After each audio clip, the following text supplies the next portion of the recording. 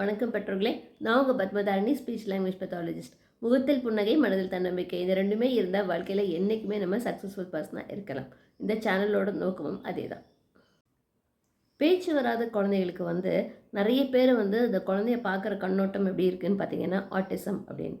அந்த குழந்தை autistic child அப்படின்னு நிறைய அவேர்னஸ் இப்போ வர நிறைய யூடியூப் வீடியோஸ் வர பேரண்ட்ஸுக்கும் என்ன ஆகுதுன்னா அந்த குழந்தைய ஆட்டிசம் அப்படின்னு தான் பார்க்குறாங்க.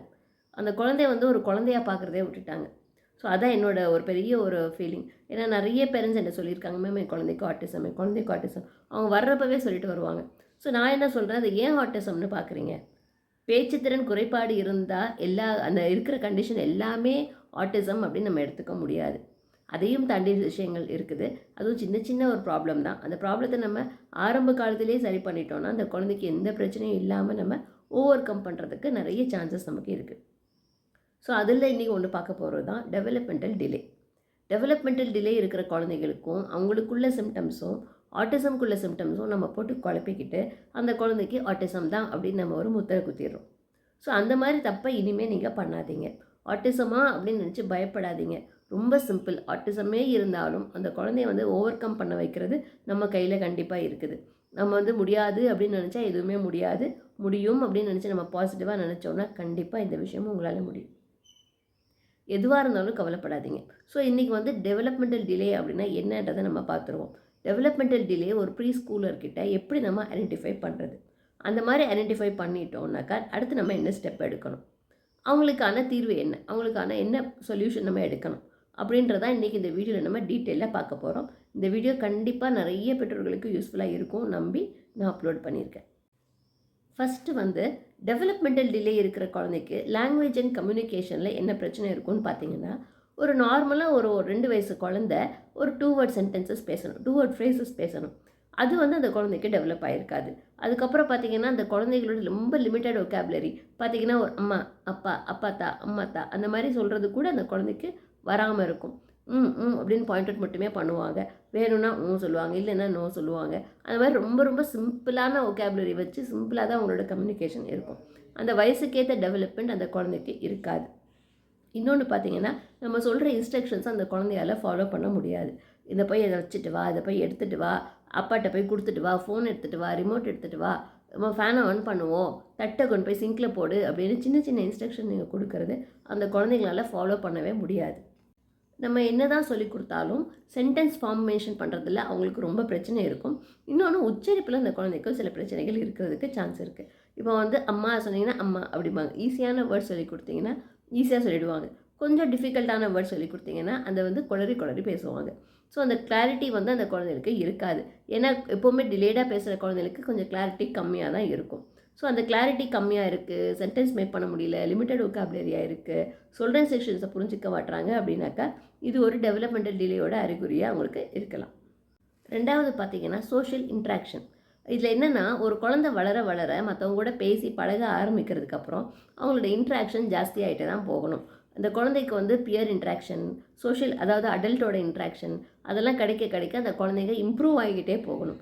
அது இல்லாமல் அந்த குழந்தைங்க ரொம்ப அவாய்ட் பண்ணுறாங்களா அப்படின்னு நோட் பண்ணுங்கள். மற்றவங்க கூட போய் பேசு அப்படின்னு சொன்னாலே ரொம்ப பேக் வாங்குறது, அப்புறம் போய் இன்ட்ராக்ட் பண்ணுன்னு சொன்னால் அவங்களுக்கு பிடிக்காது, அதுக்கப்புறம் ரொம்ப இரிட்டேட் ஆவாங்க ஒரு சோஷியல் செட்டிங்கில் போனால்.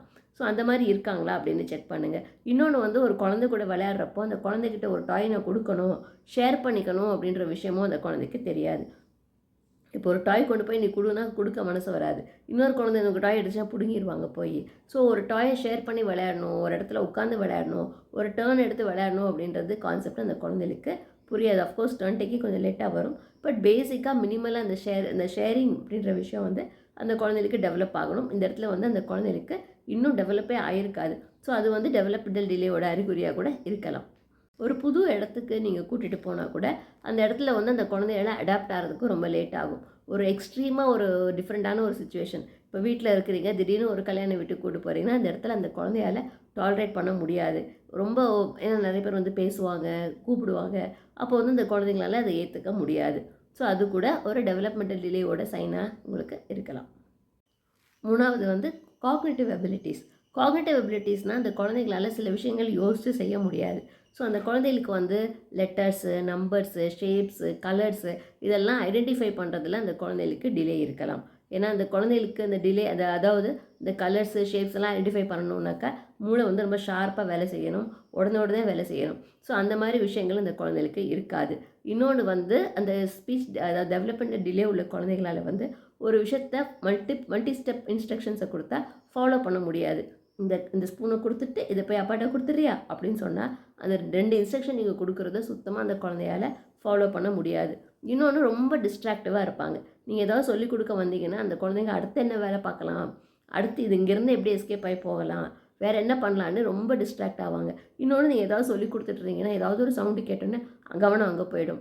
ஏதாவது ஒரு லைட்டு வெளிச்சம் வந்தால் கூட அங்கே போயிடும் கவனம். ஸோ இந்த மாதிரி சவுண்டு, லைட்டு, ஸ்மெல்லு, நாய்ஸ் எது எடுத்தாலும் அந்த குழந்தைங்க ஈஸியாக டிஸ்ட்ராக்ட் ஆவாங்க. நம்ம சொல்லிக் கொடுக்குறதுலேருந்து கவன சிதறல் நிறைய அந்த குழந்தைகளுக்கு இருக்கும். 4வது வந்து மோட்டார் ஸ்கில்ஸு. இந்த டெவலப்மெண்டல் டிலே உள்ள குழந்தைகளுக்கு மோட்டார் ஸ்கில்ஸு ரொம்ப பாதிக்கப்படும். இதுதான் ஆட்டிசமுக்கும் டெவலப்மெண்டல் டிலேக்கும் வித்தியாசப்படுத்தக்கூடிய ஒரு விஷயம். ஏன்னா ஆட்டிசம் இருக்கிற குழந்தைகளுக்கு மோட்டார் டிலே மோஸ்ட்லி இருக்காது. ஸோ இந்த குழந்தைகளுக்கு மோட்டார் டிலே அப்படின்றது இருக்கும். மோட்டார் டிலேனா என்னது அப்படின்னா அந்த குழந்தைகளோட ஃபிசிக்கல் ஆக்டிவிட்டி செய்கிறது. கிராஸ் மோட்டார், ஃபைன் மோட்டார் அப்படின்னு சொல்லுவாங்க. கிராஸ் மோட்டார்னால் எந்திரிச்சு நிற்கிறது, நடக்கிறது, ஓடுறது, இது எல்லாமே. ஃபைன் மோட்டார்னால் ஒரு விஷயத்தை கையில் எடுத்து பொறுமையாக பண்ணுறது, ஒரு ஆப்ஸ்டக்கிளை தாண்டி போகிறது, மெதுவாக குதித்து போகிறது, மேலேருந்து கீழே குதித்து இது பண்ணுறது. ஸோ அதெல்லாம் ஃபைன் மோட்டார் கண்ட்ரோலில் வரும். ஸோ இப்போ வந்து இந்த குழந்தைகளுக்கு என்ன இருக்கும்னாக்கா டிலேடு வாக்கிங், நடக்கிறது எல்லாமே டிலேடாக இருக்கும். Delayed neck control, delayed sitting, delayed walking, delayed standing எல்லாமே டிலேடாக இருக்கும். இன்னொன்று அந்த குழந்தைகளால் ஃபோக்கஸ் பண்ணி ஐ ஹேண்டு கோஆர்டினேஷன் அப்படின்றது டெவலப் ஆக லேட் ஆகும். ஒரு பாசி கோக்கிறது, ஒரு பீட்ஸ் அடுக்கி வைக்கிறது, ஒரு பிளாக்ஸ் அடுக்கி வைக்கிறது, ஒரு பசில்ஸ் பண்ணுறது, இதெல்லாமே அந்த குழந்தைகளுக்கு கஷ்டமாக இருக்கும். ஒரு பட்டன் போட்டுக்கிறது, அதுக்கப்புறம் ஒரு ட்ரெஸ்ஸு பேண்ட்டு போட்டு ஜிப்பு போட்டுக்கிறது. ஸோ இந்த மாதிரி சின்ன சின்ன விஷயங்களில் வந்து அந்த குழந்தைகளுக்கு பிரச்சனை இருக்கும். அதே மாதிரி மேலே ஏறுறது, தவழ்ந்து போகிறது, ஒரு கிராஸ், அது ஒரு சின்ன சின்ன குழந்தைங்க விளையாடுவாங்களே பியர் வாக் பண்ணுறது, குதிச்சு ஃப்ராக் ஜம்பிங் பண்ணுறது, இந்த மாதிரி சில விஷயங்களை தான் அந்த குழந்தைங்களால் பண்ண முடியாது. ஸோ இந்த மாதிரி டிலே உங்கள் குழந்தைகிட்ட நீங்கள் அப்சர்வ் பண்ணீங்க அப்படின்னாக்கா நீங்கள் இமீடியட்டாக பண்ண வேண்டியது உடனே ஒரு டாக்டர்கிட்ட போங்க.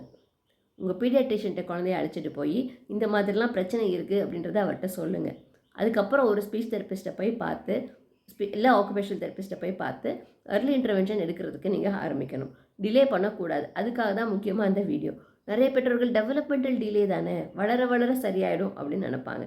ஸோ டெவலப்மெண்டல் டிலேவாக இருந்தாலும் நம்ம ஸ்பீச் தெரப்பி, ஆக்குபேஷனல் தெரப்பி, இல்லை ஃபிசியோதெரப்பி அந்த குழந்தைக்கு எந்த ஏரியாவில் நிறைய பிரச்சனை இருக்கோ அதுக்கேற்ற மாதிரி தெரப்பிஸ் நம்ம குழந்தைக்கு கொடுக்கணும். அது கொடுத்தா மட்டும்தான் அந்த குழந்தையால் ஓவர் கம் பண்ண முடியும். ஆனால் early intervention is very very important. அந்த அர்லி இன்டர்வென்ஷன் நீங்கள் கொடுக்கல அப்படின்னாக்கா பிற்காலத்தில் அந்த குழந்தைங்க நிறைய பிரச்சனைகளை சந்திக்க நேரிடலாம். இந்த குழந்தைகளால் வந்து ஸ்கூலில் போய் ஃபோக்கஸ் பண்ண முடியாது, ஸ்கூலில் சொல்லிக் கொடுக்குறத காதில் வாங்கி அதை ரெஸ்பான்ஸ் பண்ண முடியாது, காப்பி பண்ண முடியாது போர்டை பார்த்து. அதே மாதிரி ரீடிங் அண்ட் ரைட்டிங் டிஃபிகல்ட்டிஸ் நிறையா இருக்கும். ஸோ அந்த குழந்தைங்களோட டெசிஷன் மேக்கிங் பவர் வந்து கொஞ்சம் கொஞ்சமாக குறைஞ்சிருக்கும். நார்மலாக இருக்கிற பியர் குரூப்பை விட இந்த குழந்தைங்களோடது ரொம்பவே கம்மியாக இருக்கும். ஸோ இப்போ இந்த காலகட்டத்தில் எல்லாருமே நிறைய படிக்கிறாங்க, ஈஸியாக குழந்தைங்களாம் நிறைய படிச்சுட்டே போகிறாங்க. ஸோ நம்ம குழந்தை பின்தங்கியே இருக்கிற மாதிரி ஒரு ஃபீல் உங்களுக்கும் இருக்கும். நாளைக்கு அந்த குழந்தைக்கு அது தெரிய வந்துச்சுன்னா அந்த குழந்தைக்கு நிறைய இன்ஃபீரியாரிட்டி காம்ப்ளெக்ஸ் வந்து லைஃப்பில் வந்து நான் சாதிக்கணும், நான் பண்ணணும் அப்படின்ற எண்ணமே அந்த குழந்தைகளுக்கு இல்லாமல் போயிடும். ஸோ இதெல்லாம் நீங்கள் குறைக்கணும், சரி பண்ணணும் அப்படின்னு நினச்சிங்கன்னா இம்மீடியட்டாக ஒரு ஸ்பீச் தெரப்பிஸ்ட்டையோ இல்லை உங்கள் குழந்தைக்கு என்ன தெரப்பி தேவைப்படுதோ அந்த தெரப்பிஸ்ட்டை வந்து நீங்கள் பார்த்து உடனே அர்லி இன்டர்வென்ஷன் எடுக்கிறதுக்கு ஆரம்பிக்கணும். அர்லி இன்டர்வென்ஷன் நீங்கள் ஆரம்பிச்சிட்டிங்கன்னா அப்படி கூட வீட்டில் வந்து குழந்தைகளுக்கு ஒரு ஸ்டிமுலேட்டிங் என்விரான்மெண்ட் நீங்கள் கொடுக்கணும். வீட்டில் எல்லாருமே பேசிக்கிட்டே இருக்கணும், குழந்தை கூட நிறைய விளையாடணும், குழந்தைய கூட்டிகிட்டு போய் பார்க் கூட்டு போகிறது, விளையாட வைக்கிறது, அந்த மாதிரி இன்னொரு மற்ற குழந்தைகளோட விளையாடுறதுக்கு ஒரு சான்ஸ் ஏற்படுத்தி கொடுக்கறது, அந்த மாதிரி சின்ன சின்ன மாடிஃபிகேஷன் நீங்கள் குழந்தைகிட்ட நீங்கள் பண்ணிங்கன்னா குழந்தைகிட்ட நிறைய சேஞ்சஸ் பார்ப்பீங்க. குழந்தையும் இந்த டெவலப்மெண்டல் டிலேயை தாண்டி ஓவர் கம் பண்ணி மற்ற குழந்தைகளோட மற்ற பியர் குரூப் மாதிரி ஈக்குவலாக அந்த குழந்தைங்க வர்றதுக்கு நீங்கள் தான் உங்களோட ஸ்டெப் எடுக்கணும். ஸோ நீங்கள் எவ்வளோ ஏர்லியாக அவ்வளோ என்ன ஸ்டெப் எடுக்கிறீங்களோ அதை பொறுத்து தான் குழந்தையோட ப்ராக்ரஸும் இருக்குது. இந்த வீடியோ கண்டிப்பாக உங்கள் எல்லாருக்குமே ஹெல்ப்ஃபுல்லாக இருந்திருக்கும்னு நினைக்கிறேன். மறுபடியும் இன்னொரு இன்ஃபர்மேட்டிவான வீடியோடு உங்கள் எல்லாரையும் நான் சந்திக்கிறேன். அதுவரை உங்களிடமிருந்து விடைபெறுவது உங்கள் பத்மதாரிணி. நன்றி, வணக்கம்.